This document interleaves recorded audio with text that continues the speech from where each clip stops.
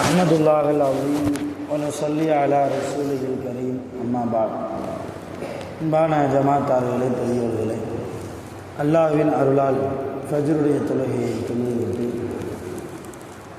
அல்லாஹ்வை பற்றியும் அல்லாஹ்வுடைய ரசூலை பற்றியும் மார்க்கத்தை பற்றியும் பேசுவதற்காக கேட்பதற்காக நாம் எல்லாம் அமர்ந்திருக்கிறோம். ரப்புல் ஆலமீன் அல்லாஹ் ஜல்லஷானஹு வ தஆலா நம்முடைய எல்லா இபாதத்துகளையும் பரிபூர்ணமாக கபூல் செய்வானாக. ஆமீன். கைரு பரக்கத்துகள் நிறைந்த நாளாக கெட்ட முடிவுகளை விட்டும் முசீபத்துகளை விட்டும் உலகத்தின் ஆபத்துகள் அல்லாஹ்வின் படைப்புகளின் தீங்குகளை விட்டும் நோய் நொடிகளை விட்டும் பாதுகாப்பு பெற்ற நாளாக வல்ல ரஹ்மான் இந்த நாளை நமக்கு அமைத்து தருவானாக. ஆமீன்.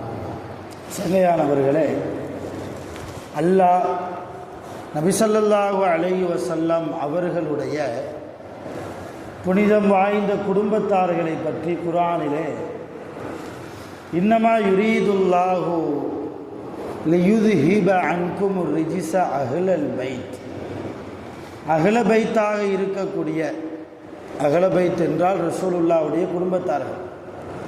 ரசூலுல்லாஹ்வுடைய குடும்பத்தை சார்ந்தவர்களுக்கு அரபியிலே அஹ்ல பைத் அப்படின்னு சொல்லுவாங்க.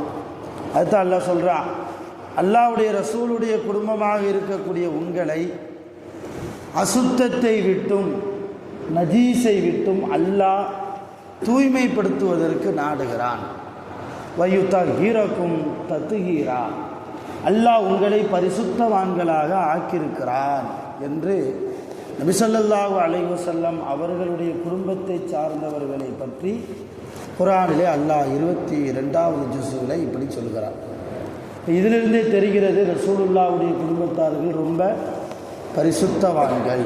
எதற்காக நான் சொல்ல வருகிறேன் என்றால், எப்படி நமக்கு தொழுவது ஃபர்லாக்கப்பட்டிருக்கிறதோ, ரமலான் மாதத்தில் நோன்பு வைப்பது, ஜக்காத்து கொடுப்பது, ஹஜ்ஜு செய்வது, இதெல்லாம் எப்படி நமக்கு ஃபர்லோ, அதே போன்று நபி ஸல்லல்லாஹு அலைஹி வஸல்லம் அவர்களுடைய குடும்பத்தை நாம் நேசிப்பது நமக்கு வாஜிப், கடமை.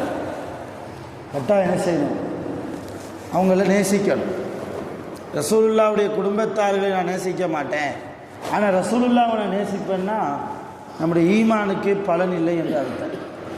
ரசூலுல்லாஹி ஸல்லல்லாஹு அலைஹி வஸல்லம் எவ்வளவோ சிரமப்பட்டு பல தியாகங்கள் செய்து, இல்லையா, தன்னுடைய பொருளாதாரத்தை இழந்து, தன்னுடைய சொத்து சுகங்களை இழந்து இந்த தீனுல் இஸ்லாத்தை அவ்வளவு தூரம் கஷ்டப்பட்டு பரப்புனாங்க. அப்படி ரசூலுல்லாஹி ஸல்லல்லாஹு அலைஹி வஸல்லம் இந்த தீனை நம்மிடத்தில் கொண்டு வந்ததற்கு ஏதாவது கூலி கேட்டாங்களா? ஏதாவது ஒரு வீட்டுக்கு, நம்ம வீட்டுக்கு யாராவது வேலை செய்ய வர்றாங்கன்னா அது தக்கன கூலி கொடுப்போமா இல்லையா? 50, 100, 200 அந்த வேலைக்கு தகுந்த மாதிரி கூலி கொடுப்போம். அது நம்ம வழக்கம். அந்த மாதிரி ரசூலுல்லாஹ் நமக்கு செய்த சேவைக்கு நாம் இப்போ ஹிதாயத்தில் இருக்கிறோம், நேர்வழியில் இருக்கிறோம். இந்த நேர்வழிக்கு காரணம் ரசூலுல்லாஹி ஸல்லல்லாஹு அலைஹி வஸல்லம். சஹாபாக்களுடைய நேர்வழிக்கு காரணம் ரசூலுல்லாஹி ஸல்லல்லாஹு அலைஹி வஸல்லம். இப்போ எங்களுக்கு நேர்வழி காட்டிட்டீங்க, உங்களுக்கு நாங்கள் கூலி கொடுக்க போகிறோன்னு எந்த சஹாபியாவது ஏதாவது கூலி கொடுத்துருக்கிறாரா அல்லது ரசூலுல்லாஹ் கேட்டு வாங்கியிருக்கிறாங்களா? அப்படின்னா இல்லை.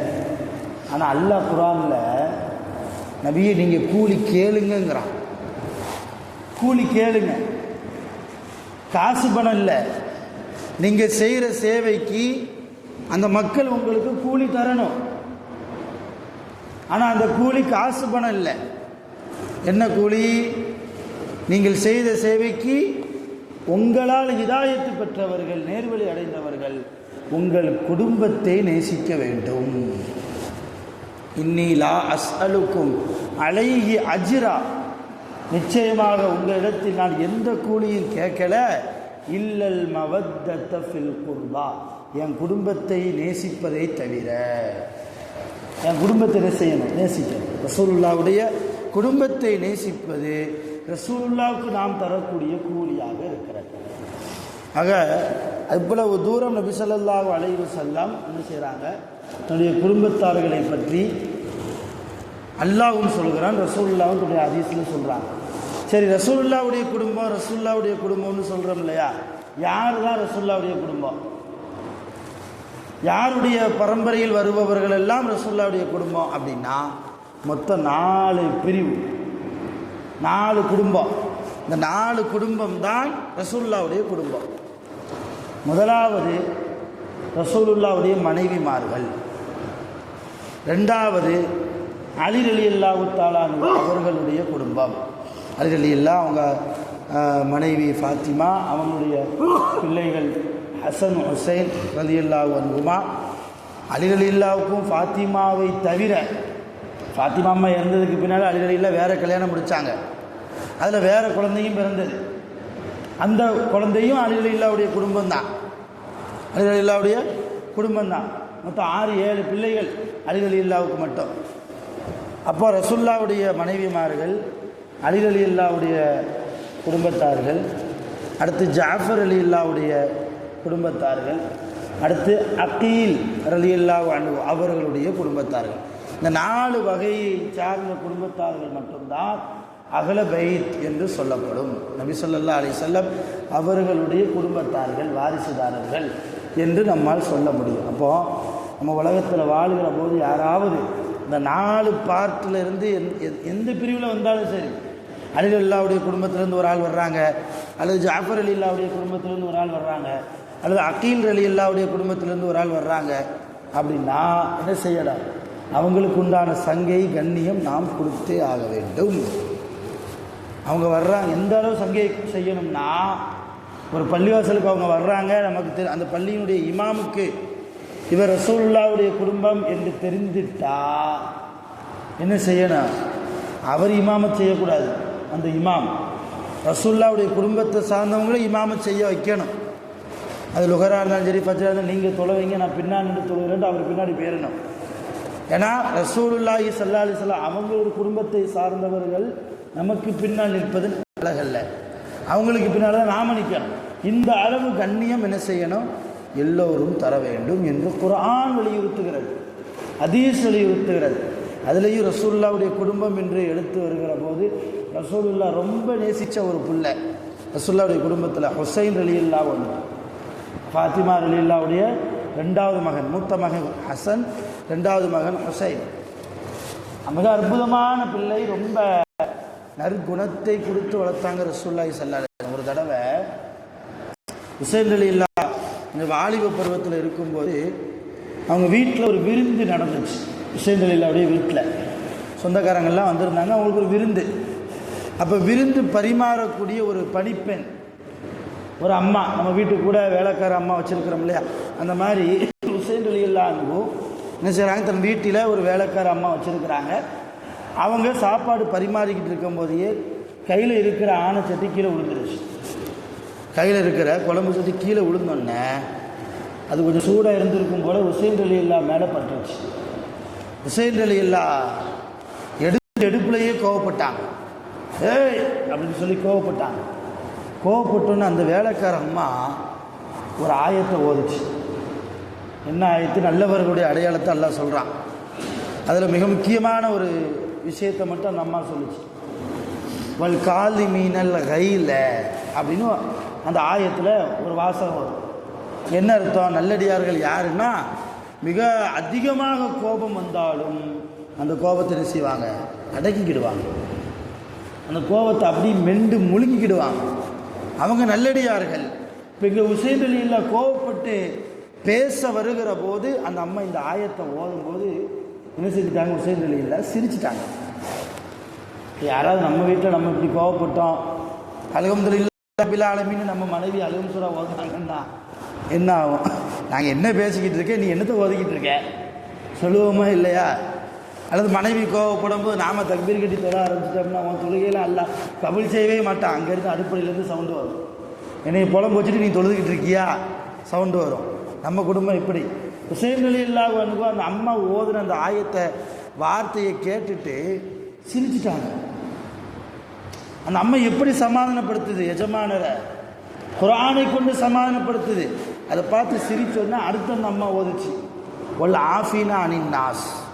நல்லவங்களுக்கு 2வது அடையாளம், யாராவது தப்பு பண்ணால் அவங்கள மன்னிப்பாங்க. நான் தெரியாமல் போட்டுட்டேன் மன்னிச்சிருங்கன்னு கேட்குறதுக்கு பதிலாக குர்ஆனில் அல்லாஹ் சொல்கிறேன் நல்லவங்களுக்கு அடையாளம் என்னை மன்னிச்சிருங்க அப்படிங்கிற மாதிரி அந்த அம்மா அந்த ஆயத்தை ஓதி கேட்குது. 2வது இந்த ஆயத்தை ஓதுறேன்னு ஹுசைன் இல்லை அந்த அம்மாவை கூப்பிட்டு இதுவரைக்கும் நீ எனக்கு அடிமையாக இருந்த, இனிமேல் எனக்கு நீ அடிமை கிடையாது, நீ சுதந்திரமான பெண்ணாக போகலாம், யார்கிட்டையும் வேலை பார்க்க வேண்டிய அவசியம் இல்லை. எதுக்கு? குர்ஆனை ஓதி குர்ஆனுடைய ஆயத்தில் வரக்கூடிய சில துண்டுகளை எடுத்து எனக்கு பாடம் தந்ததால் உனக்கு நான் தரக்கூடிய அன்பளிப்பு அடிமைத்தனத்திலிருந்து நான் உன்னை விடுதலை செய்கிறேன். போயிருந்தாங்க யார் உசைன் எல்லாம், நீ சுதந்திரமான பெண். இதை கேட்டு நம்ம 3வது ஒரு ஆயத்து ஓதிச்சு, அல்லாஹு யுஹிப்புல் முஹ்சினீன், அல்லாஹ் இது போன்ற உபகாரிகளைத்தான் நேசிக்கிறான். இது உசைன் இல்லா வாழ்க்கையில் நடந்த ஒரு சம்பவம். எதுக்கு சொல்கிறேன்னா, இப்போ குர்ஆனுடைய ஆயத்து என்று வருகிற போது தன்னையே மறந்தவர்களாக அல்லாஹ்வுக்கு முன்னால் தன்னை சரணடைந்த ஒரு அருமையான குடும்பத்தை, ரசூலுல்லாஹ்வுடைய குடும்பத்தை சார்ந்தவர்கள் உசைன் இல்லா. இப்படி ஒவ்வொரு ரசூலுல்லாஹ்வுடைய குடும்பத்தை சார்ந்தவர்களுக்கும் ஒவ்வொரு தனிச்சிறப்பு உண்டு. நாம் நம்முடைய மனதளவில் நம்ம அவங்கள பார்க்குறோமோ இல்லையோ, ரசூலுல்லாஹ்வுடைய குடும்பத்தார்கள் அந்த உலகத்தில் கண்கொண்டு பார்க்குறோமோ இல்லையோ, அவங்களுக்கு மரியாதை செய்கிறோமோ இல்லையோ, அது அல்லாஹ்வுடைய நாட்டம். அது இருந்தாலும் நம்முடைய மனதளவில் ரசூலுல்லாஹ்வுடைய குடும்பத்திற்கு உண்டான ஒரு கண்ணியத்தை நாம் வைத்து கொள்ள வேண்டும். குறிப்பாக அலி ரலியல்லாஹு அன்ஹு அவங்களுடைய குடும்பம், ஜாஃபர் ரலியல்லாஹுடைய குடும்பம், ரசூலுல்லாஹ்வுடைய மனைவிமார்கள், ரசூலுல்லாஹ்வுடைய விஷயத்தில் நம்முடைய நம்பிக்கை எல்லாம் பலமாக இருக்கணும். வல்ல ரஹ்மான் அப்படிப்பட்ட நல்ல தௌஃபீக்கை நம் அனைவர்களுக்கும் தந்தருள் புரிவானாக. இதில் இன்னொரு விஷயம் என்னென்னா, அந்த உசைன் ரலியல்லாஹுடைய வீட்டில் வேலை பார்த்த அந்த அடிமை பெண் ஆயத்தை ஓதி காமிக்கிறாங்க இல்லையா, பார்த்து இல்லை பாராமல். இப்போ என்ன விளங்குறோம், சஹாபிகளுடைய காலத்தில் வாழ்ந்த அடிமை பெண்கள் உள்பட எல்லோரும் குர்ஆனை மனப்பாடமாக்கி வச்சுருந்தாங்க. அதனால தான் பொருள் உணர்ந்து, அவங்க அரபியர்கள், குர்ஆனும் அரபியில் இருக்காங்கள, பொருள் உணர்கிறது என்பது பெரிய விஷயம் இல்லை. இருந்தாலும் மனப்பாடமாக்குறதுங்கிறது எவ்வளோ பெரிய விஷயம். சாதாரண அடிமை பெண்ணாக இருக்கக்கூடிய பெண்கள் உள்பட குர்ஆனை இன்னைக்கு நம்மளுக்கு எல்லா வசதியும் அல்லாஹ் கொடுத்துருக்கான். உடல் திராகத்தம் இருக்குது, நல்ல ஆஃபியத்து இருக்குது, நல்ல ரிஸ்கே அல்லாஹ் தர்றான். நிறைய பெரியவர்களுக்கு இன்னும் குர்ஆனை ஓதுறாங்க, தஜ்வீதோடு உச்சரிப்போடு ஓத தெரியாத சூழ்நிலை. அதனால் குர்ஆன் ஓதுவதற்கு நம்ம என்ன செய்யணும், முயற்சி செய்யணும். அல்லாஹ் தஆலா உலகத்தில் வாழ்கிற போது நோய் நொடி இல்லாமல், ஆஸ்பத்திரி செலவுகள் இல்லாமல், ஆஃபியத்தோடு நிறைய பரக்கத்துகளோடு நீண்ட ஆயுள் காலம் வாழ்வதற்கு அல்லாஹ் நசீபு செய்வானாக. வாஹிரு தஅவானா அல்ஹம்துலில்லாஹி ரப்பில் ஆலமீன். சுப்ஹானல்லாஹி வ பிஹம்திஹி, சுப்ஹானல்லாஹி வ பிஹம்திஹி, அஷ்ஹது அன் லா இலாஹா இல்லா அன்த, அஸ்தக்ஃபிருக வ அத்தூபு இலைக். ஆமீன். சுப்ஹான ரப்பிக ரப்பில் இஸ்ஸத்தி அம்மா யசிஃபூன், வ ஸலாமுன் அலல் முர்ஸலீன், வல்ஹம்துலில்லாஹி.